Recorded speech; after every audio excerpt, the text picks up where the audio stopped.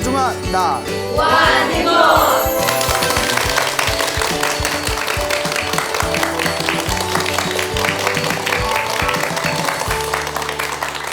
예, 만나서 반갑습니다. 예, 광우 스님이라고 합니다. 우리가 살아가면서 행복과 불행이라는 것을 끊임없이 경험하게 됩니다. 그렇죠? 네. 예, 어떻게 올해는 많이 행복하셨는지 모르겠습니다. 아니요, 예, 아니요 하니까 굉장히 분위기가 그래요. 넘어갑시다. 예, 자, 이 행복과 불행은 다 누가 지은 업이라고 했죠? 예, 자기가 지은 업입니다. 그래서 우리가 복이 많으면 행복을 끊임없이 경험하게 되고요. 복이 없으면 복이 없는 그 자리가 바로 불행입니다. 그래서 내가 복이 많은가 복이 적은가를 알고 싶으면 내 평상시에 나의 삶의 모습이 조금 더 행복한가 조금 더 불만족스럽고 불행한가라는 것을 스스로 비교해 보면 아, 내가 복이 많구나, 내가 복이 적구나 라는 것을 알게 되죠. 우리 앞에 펼쳐진 모든 것이 이 업보라고 했을 때 이 업보라는 것은 내가 지은 업이다라고 우리가 표현을 했을 때 우리는 세 가지로 업을 짓는다고 했습니다. 제가 항상 누누이 말씀을 드렸죠.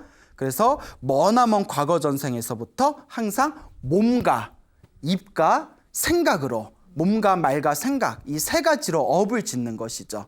이 몸과 말과 생각으로 이 업을 짓는 것을 우리가 삼업이라고 부릅니다. 무슨 업이라고 한다?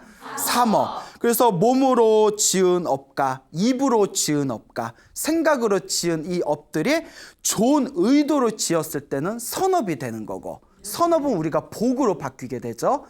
나쁜 의도를 가지고 몸과 말과 생각으로 행위를 일으켰을 때 우리는 그것을 악업이라고 부릅니다. 우리가 악업을 지으면 그것은 이제 박복함, 참 박복하다라고 표현을 쓰죠. 박복함으로 이제 변화되어지는 것입니다. 그래서 우리 불교에서는 우리 삶에 있어서 진정한 행복을 얻고자 할 때 행복을 장애하는 것이 바로 업보의 장애물 해서 업장이라고 부르게 됩니다. 이 행복을 장애하는 업보, 악업의 장애물을 녹이는 가장 좋은 방법이 바로 기도가 되는 것입니다. 그래서 우리 불자가 행복해지기 위해서 내디뎌야 할 첫걸음은 바로 기도입니다. 실제로 우리 주변에 역사적으로 또 지금 이 순간에도 많은 불자들이 힘들고 괴로울 때 간절히 기도를 해가지고 불보살님의 가피와 영험과 은혜를 받아서 자신의 운명을 아름답게 바꿔나가신 분들이 의외로 굉장히 많습니다. 그래서 우리 부처님께서 세상에 출현하신 것이 약 2500여 년 전이었고요. 그리고 이제 우리가 중국 불교가 또 활성화되어지고 또 한국으로 불교가 넘어오게 되고 이런 과정에서 간절하게 우리와 같은 평범한 사람들이 간절하게 부처님과 보살님들께 기도를 해서 영험을 얻은 그 내용들, 역사적인 내용들을 모아놓은 것을 우리가 영험록 혹은 영감록이라고 부르게 됩니다. 이 영험록과 영감록에 굉장히 많은 분량이 있는데 팔만대장경에 보면 그 많은 분량의 불보살의 가피를 받은 기적 같은 신비한 이야기가 굉장히 많이 모여져 있습니다. 그래서 그 이야기들을 보면 와, 이걸 진짜 믿어야 되나 말아야 되나 할 정도로 정말 기적 같고 그런 신이한 이야기들이 많은데 사실 정말 내가 평소에 제대로 기도를 해가지고 불보살의 가피와 은혜를 경험해 본 사람들은 그런 역사적으로 내려왔던 기적 같은 이야기들을 듣게 되면 절대 의심을 하지 않게 되죠. 근데 자기가 직접 기도해 보지 않고 또 부처님의 가피를 받아보지 않았던 사람들은 그런 어떤 불보살님의 그런 기적 같은 이야기들을 보면 야, 이거 뻥 아냐? 이런 식의 이제 마음을 일으키는 경우가 있습니다. 그 결론은 자기가 체험을 해봐야 돼요. 기도를 해서 자기가 체험을 해봐야지. 바닷물을 마실 때 이게 짠지 단지 자기가 직접 먹어봐야 되듯이 음식 맛을 알고 싶으면 자기가 직접 주워 먹어야 되듯이 정말 자기가 기도를 해봐야 정말 기도라는 게 효과가 있구나, 불보살의 기도의 가피가 있구나라는 것을 내면에서 느끼게 될 수 있는 것입니다. 옛날 그 중국의 위진 남북조 시대, 여러분 남북조 시대 다 옛날 세계사 시간에 다 배우셨죠? 예, 진짜요? 예, 기억나요? 예, 위진 남북조 시대라는 그런 시대가 있었어요. 이 위진 남북조 시대 때 축법의라는 스님이 계셨습니다. 이름이 독특하시죠? 축법의 스님이라는 분이 계셨는데 우리 중국 불교사의 그 기록에 남아있는 큰 스님이세요. 그래서 수행을 많이 하시고 특히 부처님의 경전을 아주 깊이 자세하게 연구를 하셨던 그런 어떤 부처님 교학의 대가입니다. 근데 이 축법의 스님이 워낙 명성이 높고 또 이제 학문의 깊이가 뛰어나다 보니까 주변에 항상 수백 명의 스님들이 뒤따를 정도로 그런 아주 명망이 높으신 스님이셨는데 이 스님께서 어느 날 갑자기 이유도 없이 가슴에서 화가 치밀어 오르는 병에 걸리셨대요. 가슴에서 화가 치밀어 오르는 이 병을 우리가 두 글자로 뭐라고 하죠? 화병. 그렇죠. 화병이라고 하죠. 여기다 아마 화병 초기 증상 있을 법도 하는데 자, 그 화병이라는 게 실제로 세계 의료기구에서 정식으로 등재되어 있는 질병이랍니다. 예, 그래서 화병이라는 현상이 실제로 있고 한국인들만 고유로 가지고 있는 병이다라는 식으로 기술이 되어 있대요. 이게 어떤 학자가 말하기를 한국인들은 이렇게 좀 옛날 유교 봉건 시대 때부터 참아야 되는 거 있잖아요. 특히 화병은 남자가 많이 걸려요? 여자가 많이 걸려요? 그러니까요. 여자다. 왜 이렇게 소리를 질러요? 그래, 여자라는 이유만으로 왜 소리를 질러? 예? 무섭게.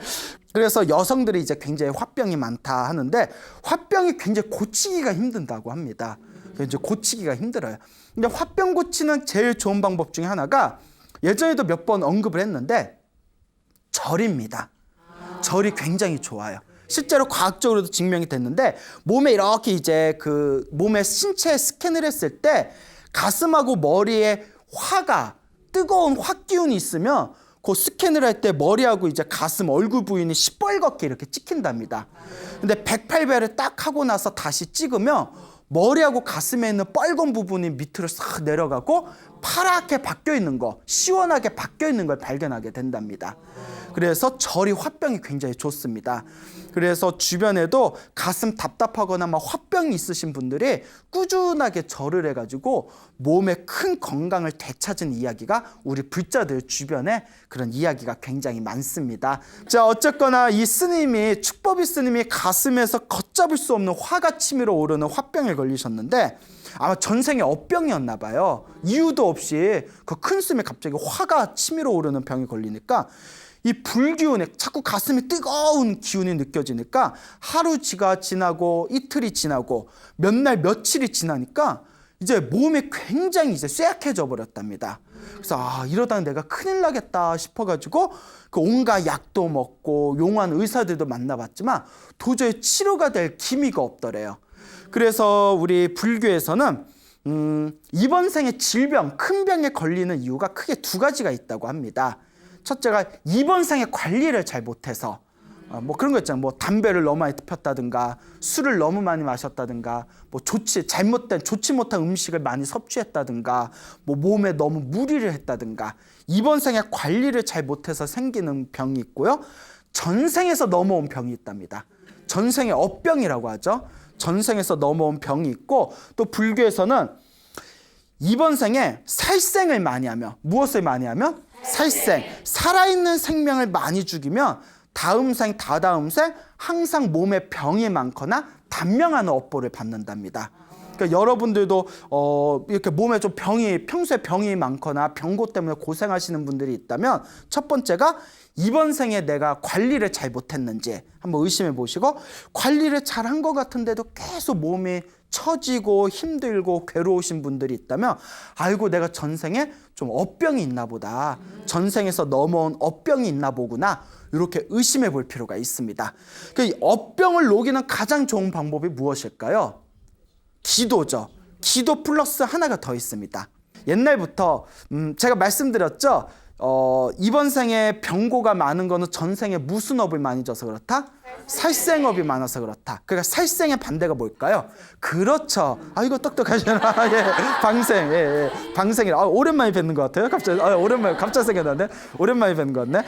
자, 어쨌거나 방생을 많이 하는 거. 그 몸에 병이 많으면 방생을 많이 하는 것이 굉장히 중요하다고 합니다. 그 제 주변에 있는 불자님들께서도 자꾸 뭐 집안에 우환이 있거나 몸에 좀 이렇게 병고가 심하신 가족분들이 있거나 했을 때 기도하면서 꾸준히 방생을 많이 했더니 집안일이 좀 안정되었다거나 병 때문에 고생하신 분이 굉장히 호전을 했다거나 이런 이야기가 있습니다.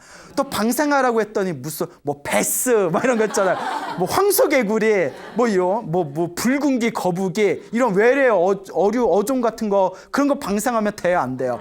그건 방생이 아니라 생태계를 파괴시키는 겁니다. 그러니까 방생도 지혜롭게 해야 돼요. 방생도 지혜롭게 해야 됩니다.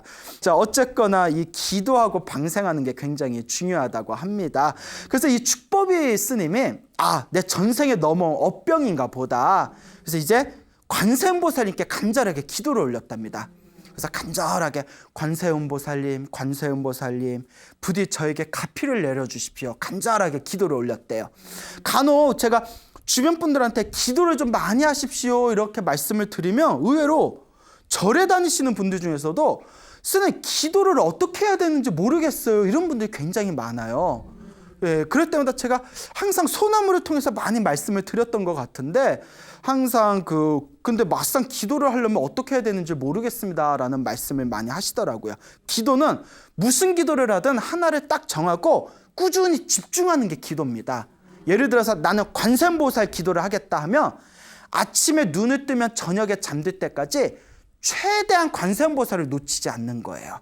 어렵지 않죠? 어렵지 않아요. 뭐 기도라고 하니까 무슨 거창한 무엇이 있는 게 아니라 관세음보살 기도를 하겠다 하면 아침에 딱 눈을 뜨면 저녁에 잠들 때까지 최대한 관세음보살님을 마음속에 놓치지 않고 계속 관세음보살을 부르는 거고, 선생님 저는 지장보살을 부르고 싶습니다 하면 똑같습니다. 아침에 눈 뜨면 저녁에 잠들 때까지 항상 지장보살을 놓치지 않고 마음속으로 계속 연부를 하는 거. 그리고 연부를 하면서 중간중간마다 자기가 원하는 간절한 소망을 일으키면 되는 거죠.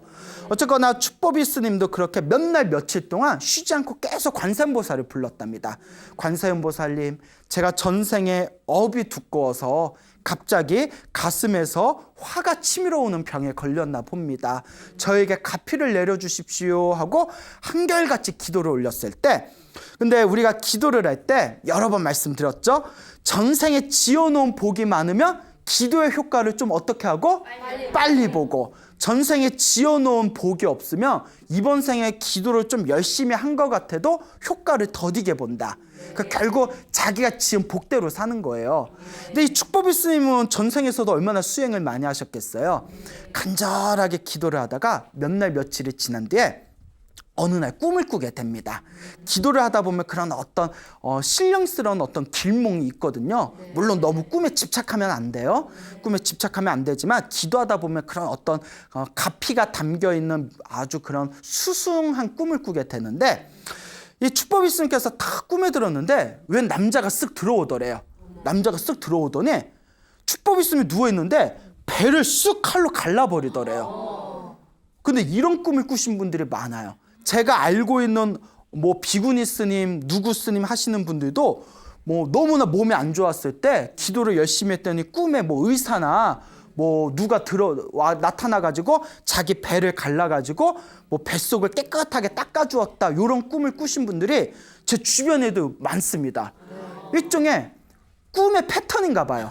예? 어때? 레퍼토리가 똑같아. 예? 근데 실제로 있어요. 그런 꿈을 꾸신 분들이. 저하고 친한 스님 중에서도. 그러니까 무시할 게 못 돼요. 예, 제가 설마 거짓말 하겠습니까? 물론 할 수도 있어요. 예, 너무 믿으면 믿는 도끼에 발등 찍히는데 제가 부처님 법 갖고는 거짓말 안 합니다. 자, 어쨌거나 이 축법이 스님 방에 웬 사람이 쑥 들어오더니 꿈에서 칼로 스님의 배를 딱 이렇게 가르더니 창자를 다 꺼내더래요. 내장을 막 꺼내더랍니다. 무슨 공포 영화죠? 내장을 딱 꺼내가지고 어떻게 했을까요? 순대? 예, 죄송합니다. 예, 그래요? 자, 이 내장을 다 꺼내가지고 요 큰 이제 물동이에다가 그 내장 깨끗이 닦아더래요. 그러니까 빡빡 닦더래요. 닦는데 축복 있으면 누워가지고 자세히 자기 내장을 봤더니 오만 더러운 덩어리들을 덕지덕지 붙어있더래요. 덕지덕지 내장에 막 덩어리 더러운 게 덕지덕지 붙어있더랍니다. 근데 그걸 막 깨끗이 닦아주더래요. 깨끗해진 내장을 어떻게 했다? 네, 다시 뱃속에 이렇게 넣어주더랍니다. 뱃속에 넣고 이렇게 실로 봉합을 해주더니 스님 다 나았습니다 하면서 사라지더래요. 그래서 꿈에서 깼는데 그 뒤로 병이 낫다 안 낫다? 병이 여기서 안 낫대요 해버리면 문제가 있겠죠. 그 뒤로 축법이 스님의 병이 완치가 됐답니다. 그래서 이 축법이 스님이 당신이 체험하고 경험한 거잖아요. 아까도 말씀드렸죠. 기도는 체험이 중요하다고. 체험을 한 사람은 이런 이야기에 의심이 없죠. 그래서 이 체험을 하신 축법이 스님이 평소에 스님과 신도들, 그 친분 있는 사람들한테 이 이야기를 자주 했답니다. 당신도 얼마나 신기했겠어요. 이 이야기를 자주 했기 때문에 사람들이 그걸 기록에 남겨서 오늘날까지 이 축법이 스님의 그 화병을 치료한 이야기가 지금까지 전해지고 있는 겁니다. 또 이와 비슷한 이야기가 있는데요. 역시 축법이 스님이 사시던 남북조 시대 때 이야기입니다. 이게 옛날 팔만대장경에 있는 옛날 이야기예요. 제가 이렇게 여러분들에게 들려드리고 싶어서 찾아온 건데 그 당시에 그 남북조 시대에 노씨성을 가진 성이 노씨. 여러분 혹시 노씨 있으세요? 노씨? 없고 있어도 모른 척? 자, 어쨌거나 노씨성을 가진 관리가 있었는데 이 노씨성을 가진 관리한테 딸이 하나 있었대요. 정말 눈에 넣어도 아프지 않을 만큼 사랑하는 딸이 있었는데 이 딸이 한 10살 정도가 되었을 때 갑자기 심한 중병이 걸렸답니다. 그러니까 여러분 우리가 부모 마음에 가장 속 썩을 때가 언제예요? 그렇죠. 자식이 아플 때지 않습니까? 그러니까 자기가 사랑하는 딸이 그때 한 10살이 되었을 때 심한 중병에 걸리니까 온갖 용한 의사들을 데려와도 도저히 치료가 안 되더랍니다. 그 사람이 이제 지쳐버린 거예요. 이 아버지가 어떻게 우리 딸 아이를 빨리 우리 딸을 낳게 할 것인가 하고 고민하다가 사람이 도저히 일이 풀리지 않을 때는 어디에 의지하게 되죠? 예? 스님? 스님? 예, 그렇죠. 종교에 의지하게 되죠. 예, 종교에 의지하게 되고 절에 가서 상담도 받고 막 답답하면 막 점집도 가고 하잖아요. 그러니까 힘들고 괴로울 때 누군가에게 의지하고 싶은 마음이 생기고 누군가에게 의지하고 싶은 마음이 생길 때 사람을 잘 만나야 돼요. 그때 사이비 만나면 요새 뭐 드라마 그거 나오잖아요. 사이비 나온 드라마. 힘들고 괴로울 때 그 틈을 이용합니다. 그때 사람 잘못 만나면 돈 날려, 마음 버려, 막 못 망쳐. 그러니까 그때 사람을 잘 만나야 돼요. 그래서 이 딸이 아픈 딸을 둔 이 아버지가 그때 다행히 이제 좋은 스님을 만나게 됩니다. 그 좋은 스님을 딱 만났을 때 정말 이제 제대로 가르쳐주는 스님은 기도를 많이 시킵니다. 사실 왜? 내 앞에 펼쳐진 행복과 불행이 다 누가 지은 업이니까 내가 지은 업보니까 내가 지은 업보를 녹이려면 내가 지은 전생의 악업을 녹이려면 결국 뭐밖에 없다고 했어요? 그렇죠. 처절한 기도밖에 없어요. 어설프게 하는 것 갖고는 안 됩니다. 어설프게 108배 깔짝한 뒤에 효과 있니 없니 막 이러고 그러면 안 되죠. 정말 피눈물 흘리는 마음으로 처절하게 기도를 했을 때 내가 지은 업보가 점점 녹아내려져 가는 걸 느끼게 되죠. 그때 그 스님이 역시 그 기도를 시킵니다. 그 아버지에게 글쎄 제가 가만히 이야기를 들어보니까 이건 전생에 넘어온 무슨 병 같습니다. 업병인 것 같습니다. 다 전생의 업보의 소치인 것 같으니까 그러지 말고 우리 부처님 경전에 의하면 위급한 일을 당했을 때 불법 쓴 삼보에 귀의하고 자기가 전생에 지었던 업장을 참회하면서 간절하게 기도를 하면 반드시 영험을 본다라는 내용의 불경에 나옵니다. 그러니까 딸에게 기도를 시키십시오. 그러니까 아버지가 무슨 기도를 시킬까요? 관세음보살을 부르십시오. 이 사바세계는 관세음보살과 인연이 깊기 때문에 우리가 관세음보살을 구고구난, 대자대비 구고구난이라고 불러요. 대자대비는 다 아시죠? 네. 큰 자비를 갖췄고 구고구난이 뭐예요? 구구콘? 아니잖아요. 예? 구고구난은 죄송해요. 예. 그러시네. 고난에서 구해주신다. 고난, 괴로울고 어려울 난. 괴로움과 어려움에서 구해주시는 분, 그분이 바로 관세음보살이라는 거죠. 관세음보살을 간절하게 부르십시오라고 시켰다고 합니다. 그 10살 된 딸아이한테 깨끗하게 목욕을 시킨 뒤에 집안에다 관세음보살상을 하나 구했대요. 그리고 딸한테 계속 관세음보살님한테 절하면서 관세음보살님을 계속 불러라 라고 시켰대요. 10살짜리 애한테. 그 애가 해야 안 해요? 착해서 했대요. 착해서 했다. 여기서 안 했어요 하면 또 이야기가 저는 진행이 안 되죠.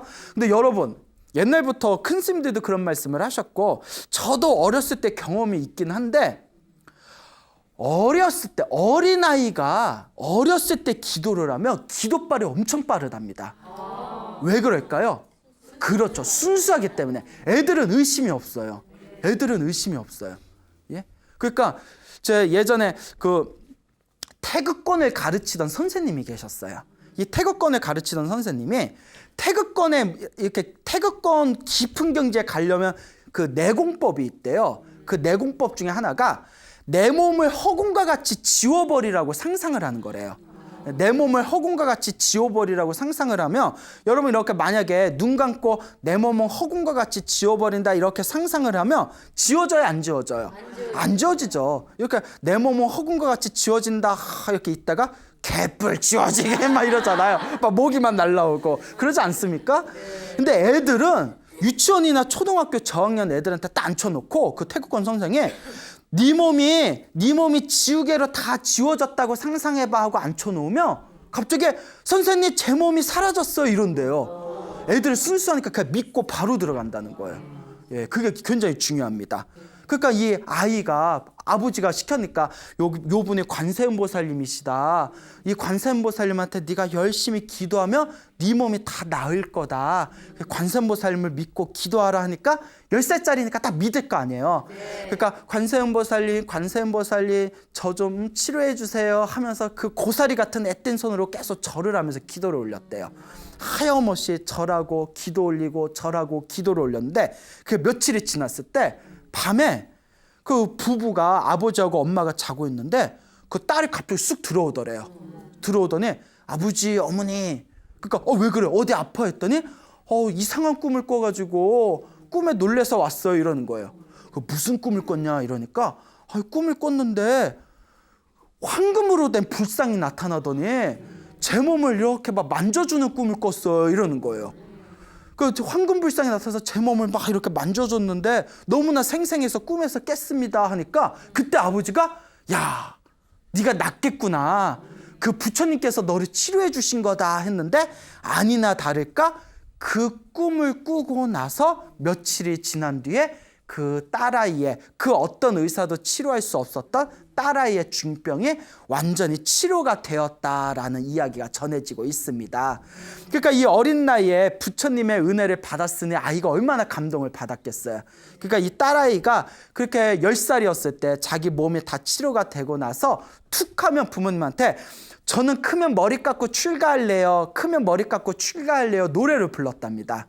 그리고 아니나 다를까 그 딸아이가 나이가 든 뒤에 부모님의 허락을 받고 출가를 하게 됩니다.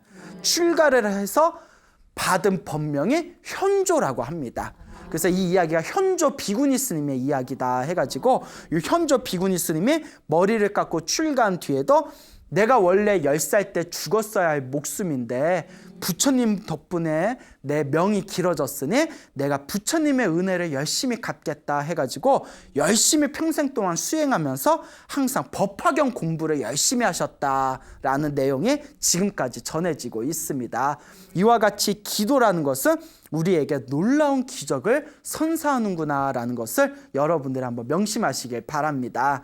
근데 이런 이야기들을 들으면 스님 뭐 다 무슨 뭐 전설의 고향 같고 뭐 이야기 속으로 갔고 그거 다 옛날에 있었던 이야기들 아닙니까? 라는 의심이 들 수도 있겠지만 제가 서두에 말씀을 드렸죠. 결국 기도라는 것은 누가 체험해야 된다? 내가 체험을 해야 되고 그 과거에 있었던 기적 같은 이야기가 현실에서도 그대로 많은 불자들이 경험을 하고 있습니다. 몇십 년 전이었어요. 몇십 년 전에, 오래전에 제가 지금 화계사에 있는데 화계사가 이제 수유동에 있고요. 수유동 옆에 미아동이라고 있어요. 아세요, 미아동? 예, 그래서 그 옛날 미아리라고 불렀죠. 그 미아동이라고 있는데 그 미아동에 그 사시던 어느 보살님이 계셨답니다. 젊은 보살님이 계셨는데 뭐 과거 전생에 무슨 복을 많이 지었는지 굉장히 유복한 집안에 태어났대요.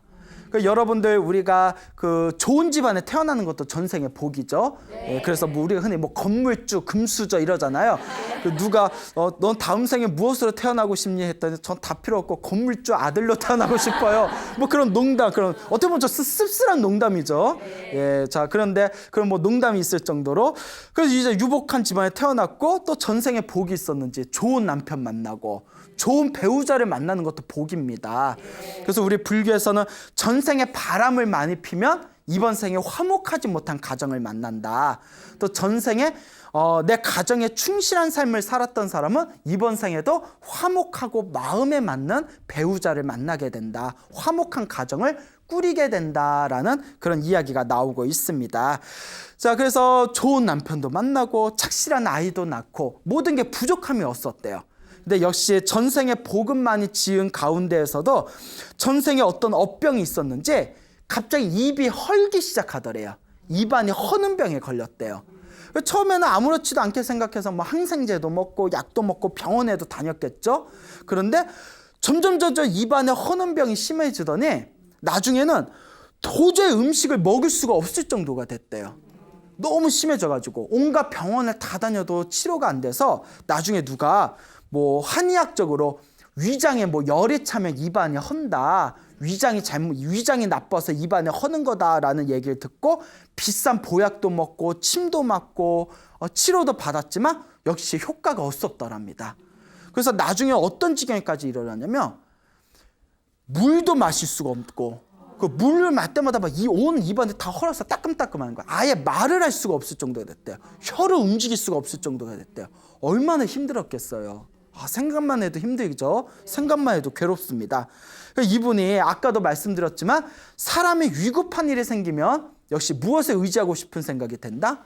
종교에 의지하고 싶은 생각이 들죠. 이분이 평소에 절에 안 다니다가 급하니까 이제 집 근처에 있는 어디 절에 찾아가게 됩니다. 절에 갔는데 부처님한테 이제 기도를 올리려고 하는데 입이 너무 아파가지고 염불도 할 수가 없더래요. 우리가 자꾸 말을 하다 보면 혀가 움직이잖아요. 입안이 움직이니까 너무 입안이 쓰려가지고 염불도 못하고 절을 하려고 했더니 입안이 다 헐어가지고 너무나 이빨이 다 빠질 것처럼 막 통증이 느껴져서 절도 못했답니다. 이분은 어떻게 했냐? 그냥 법당 뒤에 앉아서 하염없이 부처님 얼굴을 쳐다봤대요. 하염없이 부처님 얼굴만을 쳐다보면서 부처님, 대자대비하신 부처님, 제발 제 병이 다 낫게 해주세요. 제 전생의 업보를 참회합니다.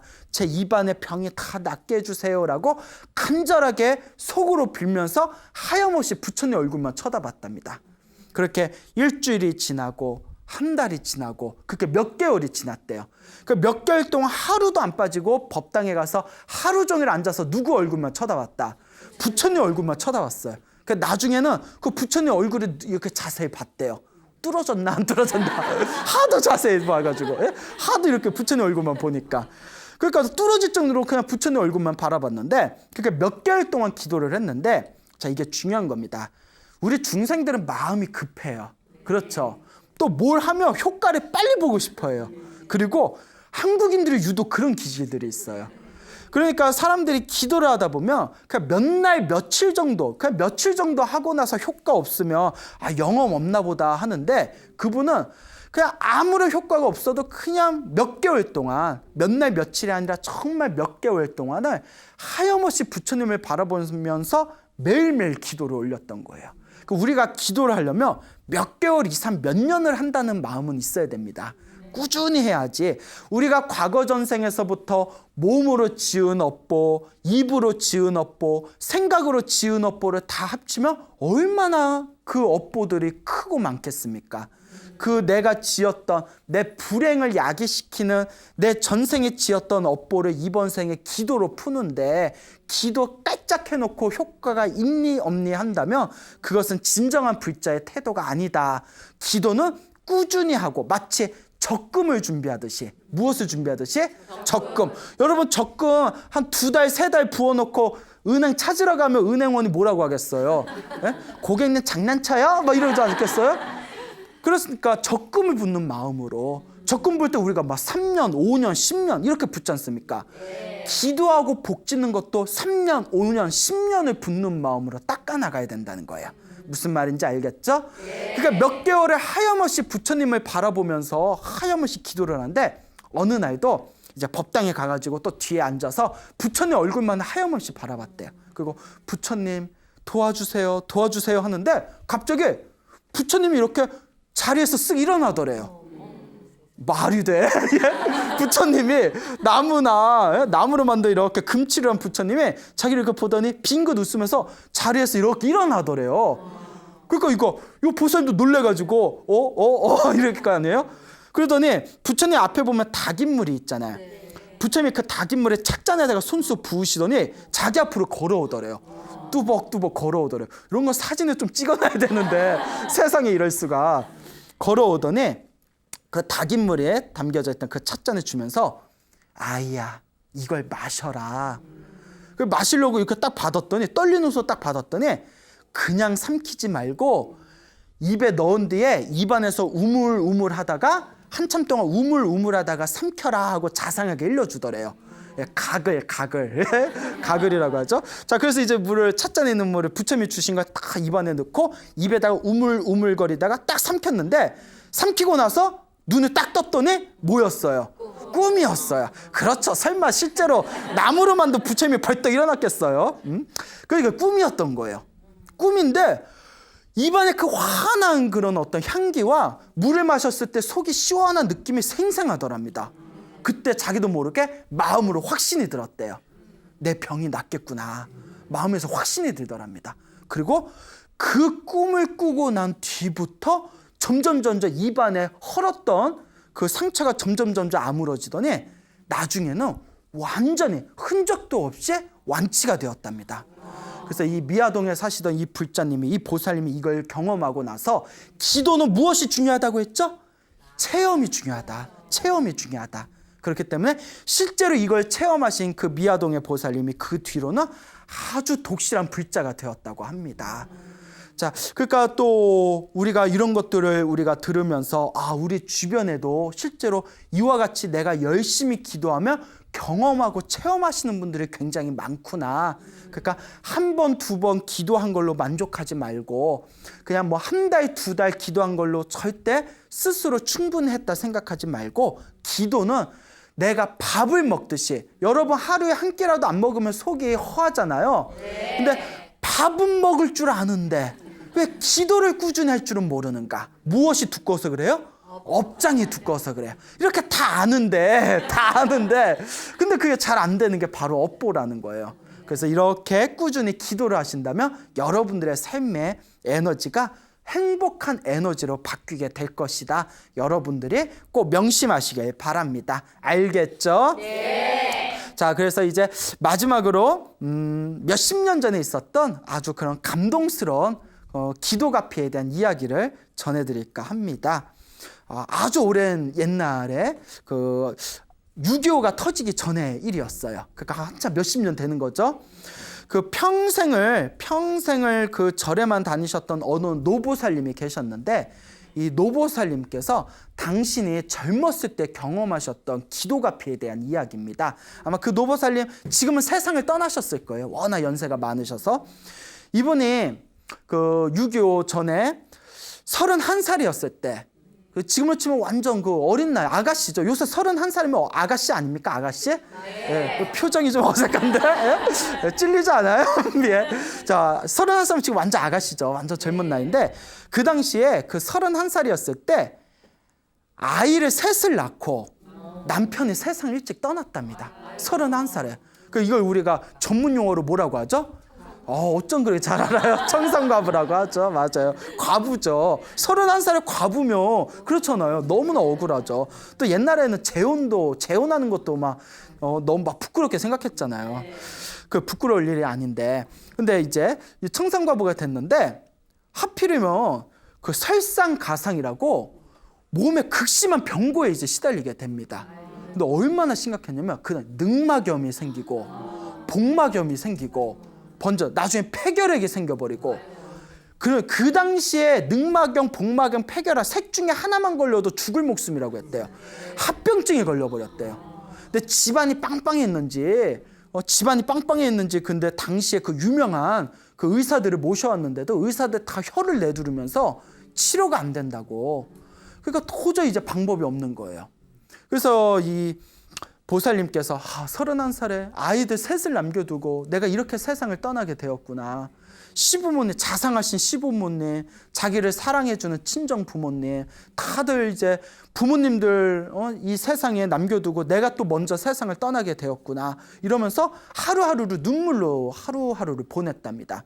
그 몸의 병고가 심해서 그냥 죽을 날만을 기다리면서 몸에 손끝 하나 까딱을 못했대요. 온몸에 그냥 너무나 아프고 너무나 통증이 심해가지고. 그런데 자기가 고모가 있었는데 이 고모가 상궁 출신이었대요. 상궁. 옛날에 상궁이라고 있잖아요. 예? 근데 성이 고씨였는지 고상궁이라고 불렀대요. 아니면 고모라서 고상궁이라고 했나? 고상궁이라고 별명 붙여진 자기 고모가 있었는데 아주 독실한 불자였대요.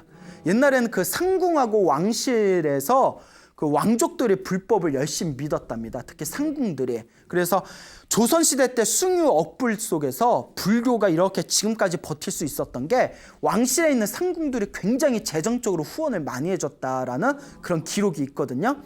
근데 굉장히 독실한 불심을 가지고 있었던 이 고상궁이라고 했던 이 고모님이 있었는데 하루는 자기를 찾아와서, 조카를 찾아와서 죽어도 살아도 부처님께 의지해라. 너 이렇게 그냥 가버릴 거냐? 그러면 저기 애기들 셋은 어떡할 거고, 천하에 부모님을 남겨두고 네가 먼저 떠나면 천하에 이런 불효가 어딨냐? 그러니 부처님을 의지해라 이렇게 얘기를 하더래요. 그러니까 옛날에는 지금같이 뭐 불교대학이나 불교 기초 입문반 같은 게 없어서 옛날에는 절에 다녀도 불교에 대해서 사람들이 잘 몰랐거든요. 절에 가면 그냥 등이나 달고 절에 가면 그냥 쌀이나 시주하고. 그러니까 이 보살님이 그 얘기를 딱 듣고 자기는 여태껏 어렸을 때부터 집안이 불자 집안이었지만 절에는 어른들만 가는 줄 알았대요. 절에는 어른들만 가는 줄 알았는데 자기 고모가 간곡하게 절에 가서 이제 네가 기도를 하고 절에 가서 네가 업장소멸을 해야 된다라는 이야기를 딱 듣고 나서 불교가 내가 기도를 하고 내가 업장소멸하는 길이 있는 것이구나라는 걸 딱 깨달았대요. 그때서야. 그래서 집안 식구들의 허락을 다 받고 아이들은 그 부모님이 잠시 맡아주기로 이제 약속을 다 한 뒤에 이제 절로 들어가게 됩니다. 어디로 갔냐면 저 옛날 서울 광나루에 영화사라는 절이 있는데 영화사 뒤에 뭐 영화 촬영하나 영화사 뒤에 대명암이라는 암자가 있었대요. 근데 지금은 없대요. 6.25 때 폭격당했대요. 그래서 사라졌는데 그 당시 6.25 전이라서 대명암이라는 조그만 고즈넉한 암자가 있었답니다. 그래서 그 대명암에 들어갔대요. 대명암에 들어가가지고 대명암에 들어가서 처음에는 몇 날 며칠 이렇게 좀 누워 있었대요. 너무나 몸이 힘드니까 누워서 이렇게 연부를 하다가 몸이 점점 회복돼가지고 부처님한테 이제 매일 기도를 올렸답니다. 법당에서 몸 닿는 데까지 계속 기도를 올렸는데 희한한 게 절에 온 순간 너무나 몸과 마음이 편안하더래요. 마치 오랜 옛날 집에 온 것처럼. 그래서 간절하게 기도를 올렸답니다. 부처님 몸 닿는 데까지 절하고 간절하게 기도를 하고 매일매일 간절하게 기도를 했는데 그 보살님이 자기 기억에 1달 반 정도가 지났을 때였대요. 1달 반 정도가 지났을 때 몸은 너무나 아프지만 마음은 너무나 편안했답니다. 그래서 이대로 죽어도 여한이 없다. 내가 이렇게 기도할 수 있다니 너무나 행복하다. 그렇게 기도하면서 1달 반이 지났을 때 어느 날 이제 잠을 들었는데 역시 잠에서 무엇을 꿨을까요? 꿈을 꿨겠죠. 무슨 기도의 패턴은 항상 꿈인가 봐요. 꿈을 꿨는데 하얀 옷을 입은 귀부인을 봤대요. 하얀 옷 하는 순간 딱 떠오르는 거 있죠. 우리가 백이관음이라고 해서 관세음보살은 하얀 옷을 입고 다니시거든요. 하얀 옷을 입은 귀부인을, 아주 귀한 귀부인을 만났는데 어디서 많이 본 것 같은데 긴가민가 하더래요. 어디서 많이 본 것 같은데 긴가민가한 그 귀부인이 이렇게 자기 앞에 나타났는데 손에 이렇게 풀 몇 개를 들고 있더래요. 약초같이 보이는 풀 몇 개를 들고 있더니 자기한테 다 풀을 주면서 아이야 걱정하지 말아라. 어서 이걸 먹어라 이러더래요. 꿈에서. 그리고 꿈에서 기분이 주니까 그걸 이렇게 딱 그 풀을 받는 꿈을 꾸면서 잠에서 딱 깼답니다. 근데 그렇게 몸이 편안하더래요. 그래서 이 이야기를 그 찾아오신 그 고모하고 그 부모님께 말씀을 드렸더니 엄마하고 고모가 그 자리에서 펄쩍펄쩍 뛰면서 좋아하면서 웬일이니 네가 관세음보살을 칭견했다. 네가 관세음보살을 칭견했다. 이제 네 병이 다 낫겠구나 하면서 그 자리에서 그렇게 기뻐하더랍니다. 그래서 그런가? 자기는 불교에 대해서 모르니까 진짠가? 아니 내가 뭘 한 게 있다고 관세음보살님이 꿈에 나타나 주셨을까 했는데 아니나 다를까? 그 꿈을 꾸고 나서 점점 몸이 호전되더니 의사조차 포기했던 그 병이 완벽하게 완치되는 경험을 31살에 하셨다고 합니다. 그때 31살에 대명하면서 경험하셨던 그 경험 덕분에 이 노보살님께서 평생을 독실한 불자로서 살아갈 수 있는 힘이 되었고, 그리고 여자 혼자서 애들 키우려면 얼마나 힘들었겠어요. 근데 신기한 게 혼자서 살아가면서 애들 키우면서 중간에 힘든 일이 굉장히 많았대요. 어렵고 서럽고 힘든 일이 많았는데 신기한 게 뭔가 보이지 않는 어떤 힘이 항상 자기를 뒤에서 도와주는 느낌이 들었다고. 그래서 당신이 애들도 잘 키우고 마지막 이 날까지 당신의 항상 무언가의 도움을 받은 것 같은 그런 어떤 위험한 고비를 잘 넘기면서 지금까지 잘 살아왔다라는 그런 감동스러운 기도 가피에 대한 실화를 어느 노보살님께서 말씀하신 이야기가 있습니다. 여러분 정말 기도를 하면 효과가 있습니다. 단 꾸준히 해야 됩니다. 꾸준히 하고 오래 한다는 생각을 가져야 됩니다. 그리고 기도를 하면서 내 업보가 소멸되는 만큼 나에게 행복한 에너지가 창조된다는 것을 믿으셔야 됩니다. 그러니 힘들고 괴로우면 기도를 하시기 바랍니다. 간절하게 기도를 하고 복을 많이 지으신다면 여러분들의 운명도 점점 더 아름답게 바꾸어 나갈 수 있을 것입니다. 믿습니까, 여러분? 네. 여러분 행복해지고 싶습니까? 네. 행복한 삶을 창조하고 싶습니까? 네. 복을 지으십시오. 선업을 지으십시오. 공덕을 쌓으십시오. 복과 선업과 공덕의 힘이 여러분들을 진정한 행복의 길로 이끌어 줄 것입니다. 여기서 마치겠습니다. 소중한 나 무한 행복!